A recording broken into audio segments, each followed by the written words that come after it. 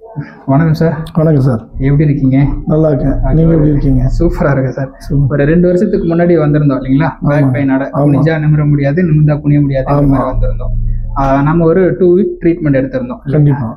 அந்த ட்ரீட்மெண்ட்டுக்கு அப்புறம் இப்போ எப்படி இருக்கும்? 2 வருஷமா நம்ம பெயின் எதுவும் ஃபீல் பண்ணுறோமா? எப்படி இருக்கும்? 2 இயர்ஸ் எனக்கு அந்த கம்ப்ளைண்ட் ரிப்பீட் ஆகுது. ஓகே. ஒன்ஸ் இங்கே ட்ரீட்மெண்ட் வந்ததுக்கப்புறம் ரிப்பீட் ஆகுது. ஓகே. இந்த 2 வீலர் ஓட்டுறதுலாம் எல்லாமே ஓட்டுறேன். 2 வீலர் ஓட்டுறேன், கார் ஓட்டுறேன். ஓகே. குமிகிறேன். என்னோட ஃபீல்டு வந்து construction field. Okay. So mark பண்ணுறப்ப, பில்டிங் மார்க் பண்ணுறப்ப குமிகிறேன், நிமிடுறேன், எல்லா வேலையும் பண்ணுறேன், வெயிட் தூக்குறேன், எல்லாமே பண்ணுறேன். ஓகே. இதுக்கு முன்னாடி அந்த பெயின் எவ்வளோ நாளாக சார் இருந்தது?